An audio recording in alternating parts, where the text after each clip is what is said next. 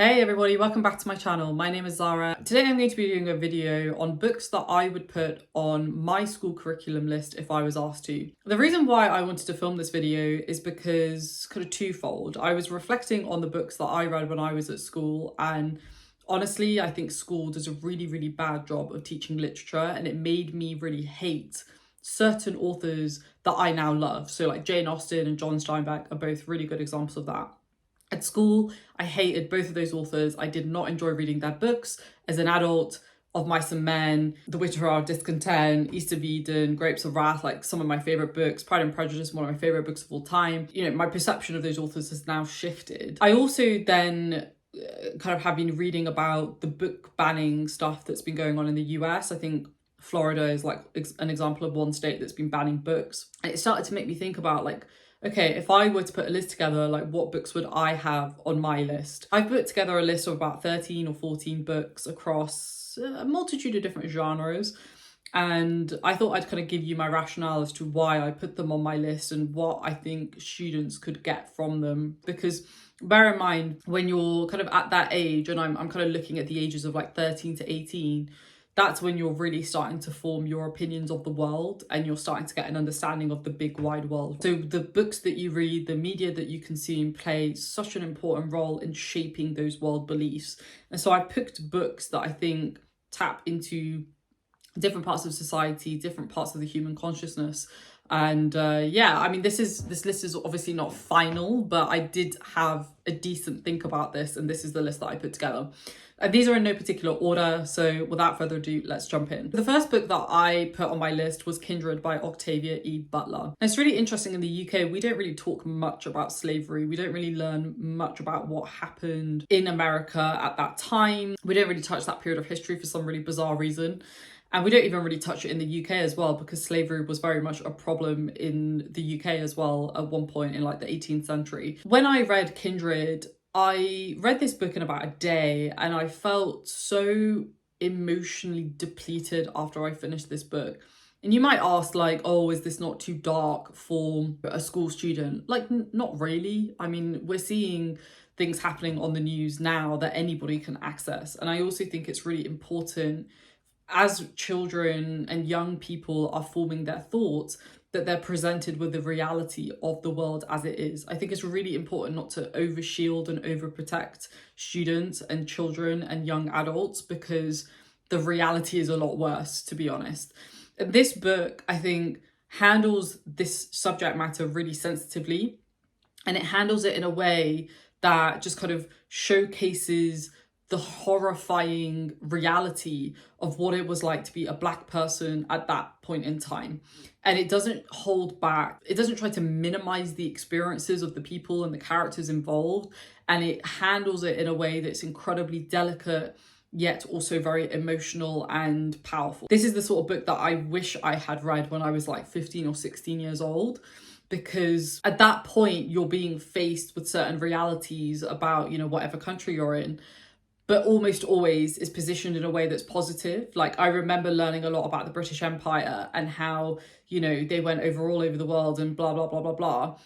I had to ask my teachers if I could do my own project on British India, where the British caused a lot of problems, which then led to partition between India and Pakistan. There's a lot of issues between India and Pakistan today that stem from the British Empire, and that all comes from the British Empire.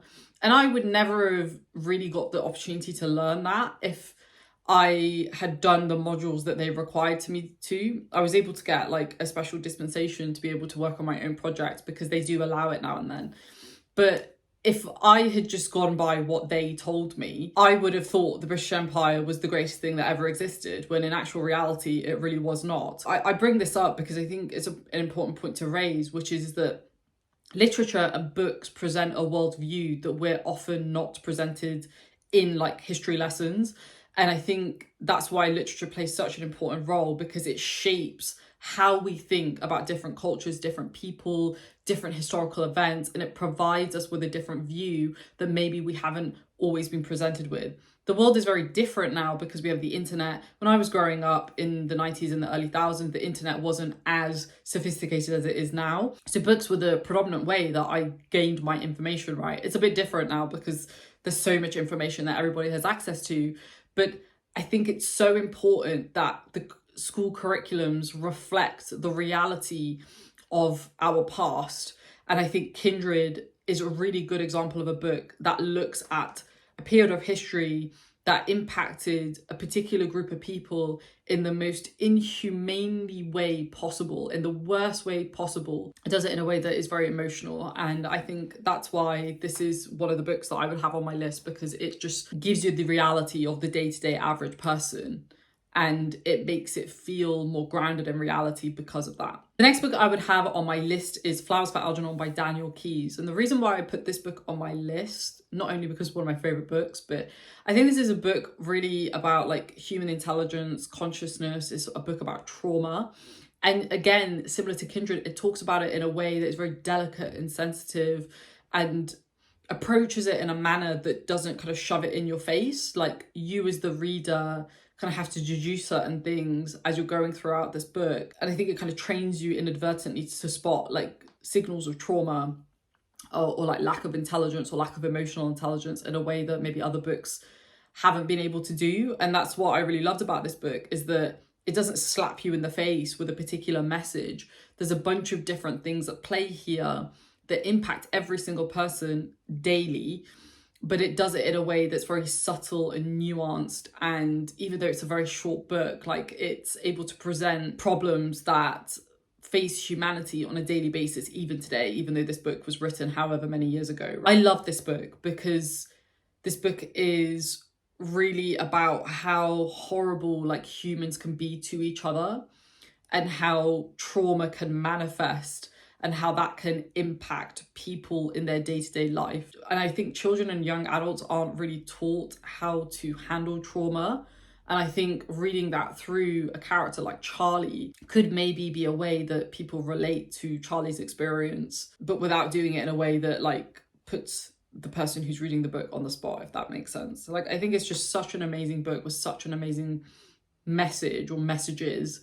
And again, it does it in a very delicate, sensitive way that I think a lot of people can probably relate to, but doesn't put the reader on the spot, if that makes sense. The next book I would put on my school curriculum is How Do You Live by Genzaburo Yoshino. This is a book that I've talked about quite a lot on my channel now, and this is a book all about like ethics. This book was written during a period of history where there was kind of military autocracy in place in Japan at that time. This was just after World War II, I believe it is. And so the country was going through a lot of political, economical strife as a result of what had happened years prior. And this is a book about a young boy asking questions that every human has probably asked or wondered about at one point or another in their life.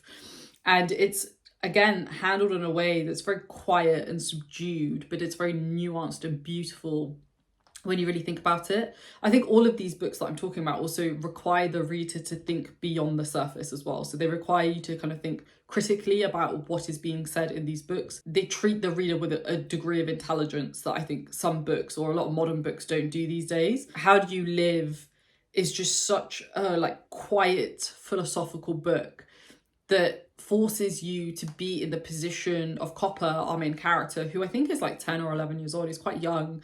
But we're forced to be in his position, and we're almost forced to see the world through his view.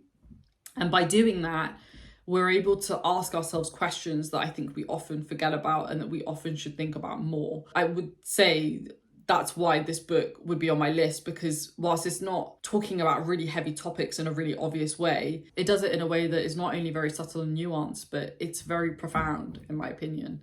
Like, it's such a beautiful book that I still think about, and I read this book like 8-9 months ago. Like, it's that good. So that's why I would have this one on my list. The next one I would have on my list is Pride and Prejudice by Jane Austen. This is a classic for a reason, and I think this is a really good book that talks about like the place of women in, you know, English society at that time. And I think there's a lot of reflection around like marriage, relationships, also about family and like trying to find your place in a society that's trying to force you to do things that you don't necessarily want to do. Jane Austen as a person is also really a fascinating person, and I think the way that she wrote this book, I think I've seen often a lot of criticism about how like this is just a book about like a bunch of women gossiping about who's getting married. I think it's a bit deeper than that, and it requires the reader to kind of take themselves out of it and think about what is the broader issue at play here. It's not the fact that women are gossiping, it's the fact that women, in order to have a real standing in society, they have to marry a man of a certain type. That's the problem, right? Is that the society is set up in a way that women can't flourish without being married to a certain type of man. And I think that's a really important discussion still to be had, even though women have much more rights now. We are regressing in certain ways. I'm not going to go into detail about that, but I think if you live in the US, you can probably get where I'm going with that. I think it's important to remind ourselves of like how far we've come. And I think Pride and Prejudice does a really good job of showcasing like some of the systematic problems that existed at that time that restricted women's freedoms. But at the same time, it's also a really beautiful love story. Like, I think this book is a really, really beautiful, heartwarming love story about two people who come together, not because of their individual circumstances, but despite their individual circumstances. So that's why I would have this book on my list. The next one, I've only done 4 and I've got loads more left, and I've been filming for 13 minutes. So let's keep going. The next one that I would have on my list is To Kill a Mockingbird by Harper Lee. Another classic, another great, I think, another book about race and about the mistreatment of Black people in America at the time that this book was set in. I think, again, it's done in a way that's very subtle, nuanced. We are presented with a situation that one of our Black characters is in, and we are almost forced to take ourselves and our own opinions of that situation out of it, because we are seeing like a live case happening, and we're forced to look at the situation in a way that is maybe more objective than other books about race. Probably not the most eloquent sentence I've ever said, but I think this book just really does a fantastic, amazing job of presenting what it was like to be Black at that point in time, and what it was like to be living in a world that is constantly trying to put you down. And I say in the present tense as well, because that's still the case today, unfortunately. Obviously, Black people have more rights now, but in many ways, society still looks at Black people, and not just Black people. I think it's Middle Eastern people, brown people, people who are basically not white. Anybody who's been made to feel different because of the colour of their skin, because of their heritage. And I think this book just does it in a way that's very unapologetic, but because we're also seeing it through the lens of a child quite a lot of the time, there's an innocence that we're seeing it through as well. And it makes you realise how awful this situation is as well. Absolutely incredible book. A book that I'd actually like to reread in the next couple of months, because it's been a while and I just think it's an absolute gem for many reasons. The next book that I put on my school curriculum list is The Metamorphosis by Franz Kafka.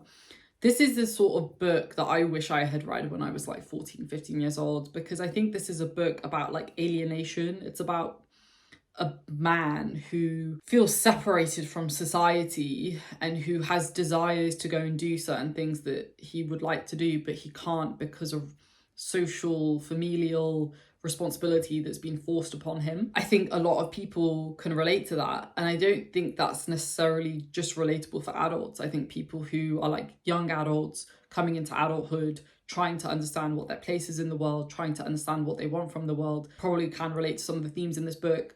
I think it's almost like a bit of a cautionary tale as well in some ways, because our character is forced into these situations, absolutely, but there's a lot of trauma that is being held against him and weaponized against him that is then forcing him to do things that he doesn't necessarily want to do. And that's essentially why Gregor wakes up as an insect, because his trauma has basically manifested into him waking up into the insect. I think it's one of those books that, again, it requires you to think outside of the box, and it requires you to put yourself into Gregor's shoes.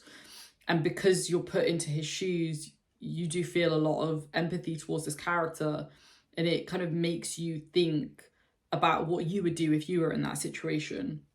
And I think these sorts of books where they kind of put you in the shoes of the character, I think they're so important, because even though you might not necessarily be experiencing that exact thing that that character is going through, it just makes you look at the world in a different way, and it makes you consider a different scenario that you could be in if you had a slightly different life, right? I think there's also some really interesting thematic exploration around like family and things like that, but I'm not going to go into it more than that though. But I think overall, like, this is the sort of book that a lot of people can relate to, and I think it can serve almost as like a cautionary tale before kind of going into adulthood. And I just wish I'd read a book like this when I was younger, because I think I think I would have felt heard in some regards, and I think I would have heeded some of the key lessons that come out of this book. The next book that I put on my list is East of Eden by John Steinbeck, and the reason why I put this book on my list is because this is a book about like the struggles of a family during a period of time where there was a lot of like economic turmoil, and the US was kind of going into its golden age in the sense that there was, you know, a lot of discovery around like gold, and there was a lot of opportunity on the horizon. And I think this is another cautionary tale, but it's a cautionary tale about capitalism and about not being sucked into the kind of hamster wheel of life. And we see our family, our characters be essentially the victims of that progress, of that development. And I think a lot of John Steinbeck's books are about that, but I think in particular East of Eden really goes to show you how the degradation of the family is not necessarily because of the individuals in that family, but because of a much broader problem and a much more systemic problem, which is this constant need for greed and this constant hunt for profit and this constant hunt for economic growth. That's not to say that these things aren't important, but there is a cost to that. And we see this family almost be the collateral damage as a result of that. There's also some really interesting discussion around like family and like family dynamics and trauma, again, like a lot of John Steinbeck's books. But I think, again, it's done in a way that's very subtle. I think it's done in a way that I think a lot of people who maybe have come from homes that have been, you know, very difficult to live in can probably relate to. Some of the characters in this book are young and they age up over the book. So again, I think it's one of those books that like just approaches the thematic work very delicately, but also very relatable. And I think a lot of people can probably sympathize with what a lot of the individual character struggles are, and looking at that in the broader context of like US economic growth. Like it's fascinating, such an amazing book for many reasons, and that's just one of them. All right, we're going to power through the next ones. The next one that I would have on my list, and this is actually a comic, is V for Vendetta by Alan Moore. V for Vendetta is amazing. Like the film is amazing, the comic book is amazing. It's a tale of oppression, of subjugating the masses to control. And I think we're seeing more and more of the rhetoric in V for Vendetta being implemented in real time today in society in 2024, which is actually insane when you think about it. V for Vendetta is great for two reasons. I think we have a character like Evie and V, both characters who are victims of the regime, and they're both trying to find their place, their role in society in very different ways, but they're both trying to figure out like how can they contribute to the world.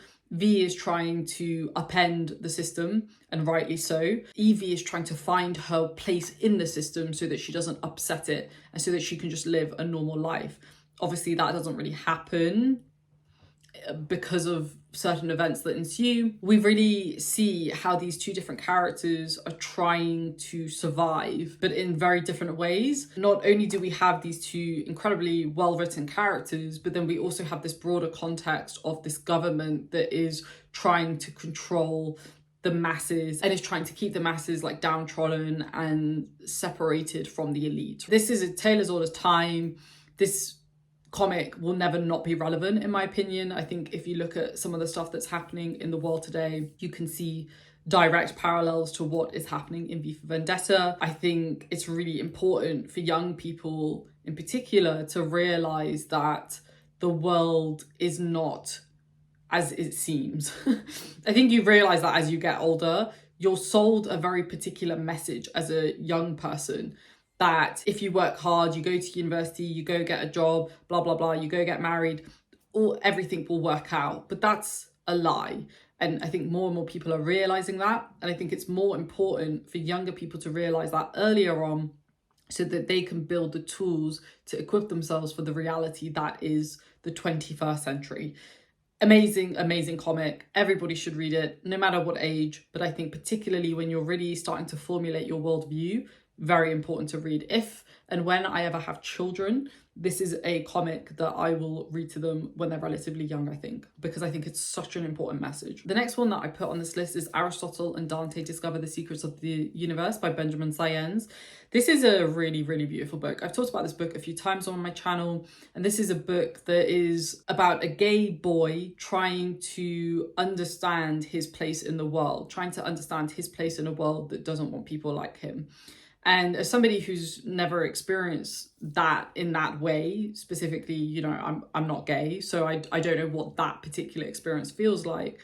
It opened up my eyes to a particular part of the world that I just didn't really have any insight into. You know, my conclusion from this is that every marginalized part of society has shared experiences, and it's this experience of feeling like the other. It's this experience of never really feeling like you're being welcomed. I've had that experience both as a woman, but also as a brown person, as somebody who is not native to the UK. I was born and raised here, but I'm not, my family heritage is not native to the UK. And because of that, I have often felt like I've been marginalized because of that. That experience echoes out to the experience that our main character has in this book, but it's obviously a kind of different type of minority. A lot of people probably don't have experience of that type of subjugation. I think it's really important that we're able to build empathy to people who are marginalized in different ways, if that makes sense, regardless of whether that's your sexuality, the color of your skin, your gender, your race, your religion, whatever it may be. Like, I think it's really important, especially people who don't necessarily fit into those marginalized societies, to read about the experiences of those people. And that's part of the reason why I read this book, because I've faced issues before, but not in that regard. And so I wanted to feel the experience of our main character, because even though we're experiencing it for different reasons, we're actually having very similar experiences, if that makes sense. This is a sort of book that I think just builds like empathy and sympathy. In particular, like, it just opened up my eyes to a particular subset of society that I've just never really had any insight to. And I think it's really important that young people in schools are exposed to that way of thinking, because again, those like early young adult years are so important to shaping your worldview. And I think when you're shown a particular rhetoric that is incredibly harmful and negative, it can just make you look at certain types of people in a really horrible way. And I think we have a responsibility to share different stories with young people, and then they make that ultimate decision themselves, right, about how, you know, they respond to certain groups of people, if that makes sense. So amazingly beautifully written book as well. And I think it does a really good job of giving insight into a minority group that maybe doesn't get as much of a voice as it should. The next one I have on my list is The Hunger Games by Suzanne Collins. Hunger Games is amazing, and it's a classic tale, dystopian tale of oppression. It's a classic tale of governments, again, trying to exert control on the populace, trying to force a system that only benefits them. Again, super relevant, never will not be relevant, unfortunately, because humans are shit and we do horrible things to each other, as evidenced by what is happening in the world today. Hunger Games, I think, again, is just another story, cautionary or otherwise, it's just another story about how individual freedom is really important and how we should be holding our governments to account, because they're ultimately there, at least in a democracy, they're ultimately there to represent us and not the other way around. Obviously, that's not really the case in the Hunger Games, but I think the Hunger Games is like a cautionary tale as well, right? It shows what happens when the government is given too much control and they forget their place. And again, I think that's an important lesson for young people to learn early on, because again, that shapes, you know, how you vote, that shapes your political beliefs, it shapes how you interact with people of other political beliefs. It's so important that, particularly in countries where democracy is the main way of, you know, running a government, like it's so important for people to remember that they have a voice and that they shouldn't be silenced. We have 3 more left. Next, I would put The Earthsea Cycle by Ursula K. Le Guin on this list because I think this is just a really beautiful story about like discovery and about like trying to find your place, trying to figure out your identity, building empathy with people who are like different to you. And I think Ged is such an amazing character, even though he kind of ages up throughout the books. Like, again, I think he's the sort of character that a lot of young people can relate to. I mean, I most definitely did, because again, like we see his worldview change as he ages up and as he gets more experience, and as his experience is informed by his interactions with other people and other beings. There's also some really interesting exploration around like the ethics of power and the responsibility that you have when you hold any modicum of power, and also around like duty and like not just serving your own needs, having a sense of responsibility to the people around you. So I think like ethically and philosophically, like there's some really beautiful themes explored in this series. There is also some more like meta themes like destiny and like cosmic balance that's explored in this series that I think are also really interesting. But I think like Ged particularly is just like a character that I think a lot of young people should read, because again, we're seeing him age up over time and we're seeing how his worldview changes as he interacts with different people and he sees different kind of events happening in the world. And I think, again, it can kind of serve, not necessarily as a cautionary tale, but it can serve as a reminder that you're not going to be young forever and that the world is ever changing and we have to adapt our beliefs to the world in a way that means that we have a sense of responsibility not only to ourselves but to our fellow humans and to our fellow world as well. So the penultimate one, I have Guards by Terry Pratchett. I think this book is amazing, and I think the reason why it's amazing because there's some really interesting exploration around like the nature of man, the nature of humans and power and control. You know, we are presented with a society that is controlled by the few and that isn't necessarily representative of the many. We're also presented with one of our main characters who's like a disillusioned police officer. And I think that's just such a like fascinating idea in itself, because you know, if you look at a country like the US and to some extent the UK, but I think a larger extent in the US, where like the police are elevated to such a high power in society, and yet whether they're really serving that society is a question mark, I think is super fascinating. And we see through Vimes his questioning of his role in the police force and whether he's really serving the people in the way that he should be versus the way that he's being told to. I think for that alone, particularly in a country like the US, and again, to some extent, the UK, such an important message, because I think it's really important to remember that the police are there to make us feel safe, not there to make us feel like we should be on edge. And I think as evidenced by events in the last, year, 2 years, 3 years alone, we can clearly see that there is an imbalance between what the police should be doing versus what they are doing. And I think Guards really approaches that subject matter quite delicately. And even though I haven't read more in the series, from what I understand, that continues to expand in the next books as well. The last book on my list is a book that I really enjoyed mainly for the thematic work and I think is really important, is The Firekeeper's Daughter by Angeline Boulley. This is a book about the Native American community and about how they've been marginalized from society for, decades, centuries. And it's really about how history is told from the perspective of the victor, and how the images that people project are very different to the actual reality of what is happening on the ground day to day.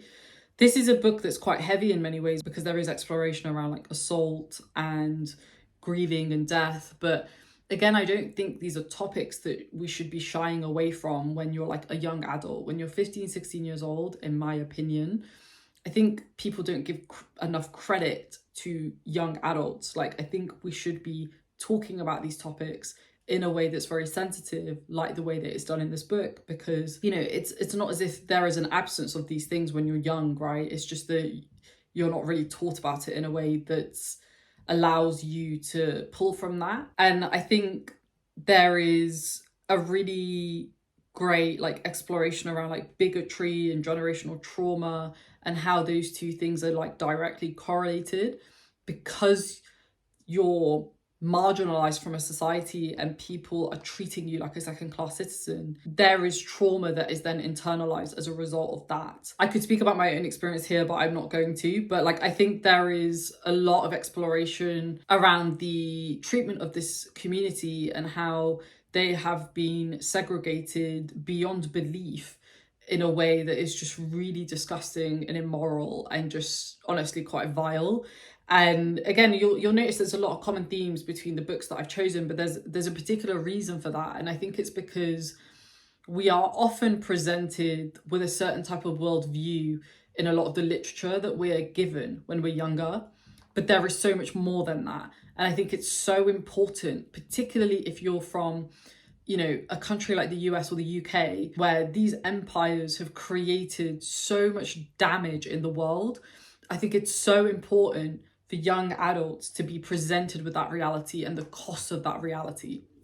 And we get that in a lot of these books, and we get that in particular with Firekeeper's Daughter, because we are seeing the direct impact of the awful treatment of Native Americans, their identity being eroded, their culture being eroded, being treated like not even second-class citizens, but like third-class citizens, not being given the same rights as the average American. Like, that's happening still today. And I think it's really important for people to know that. And I think it's really particularly important for younger people to know that, so that that can form their worldview. I think you can be somebody who's patriotic, but also be critical of, you know, whatever country you're from. Like, I think it's really important, in particular, if you are patriotic, to be critical of the like downsides of empire and the downsides of the actions that you've enforced on other people. Like, I think that's so important. I know a lot of people would probably disagree with me because that doesn't fit the message that they want to give. But I think the goal of school and the goal of education should be to create well-rounded individuals who can think objectively. Like, that's accepted. Like, two things can be true at the same time. Like, I think we forget that in today's society. Like, it's possible that two things can be true at the same time. It can be true that you can be a patriot, but it can also be true that you can be critical of your government. Like, I think that's a pretty non-controversial statement in my opinion, but I think a lot of people would probably disagree with that. So anyway, I'm going to wrap up here, but like Firekeeper's Daughter, I think, quite like Kindred, I think just presents you a reality of a certain marginalized group of people that have been forgotten, but still exist today, and rightly so, and should be given the dignity and respect and rights that they are so entitled to. So that's why I think that this book should be read in high school or secondary school.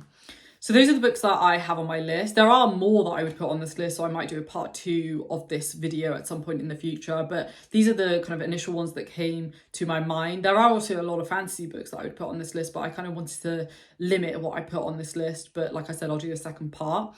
I'm really curious, are there any books that you would put on your school curriculum? Like, if you were a headmaster of a school or you were working in government. I don't actually know like how it's done in the US, like if it's set kind of within states, like is it set from the government or is it set from the school? I actually don't know. Any US people, please let me know down below because I'm actually quite curious.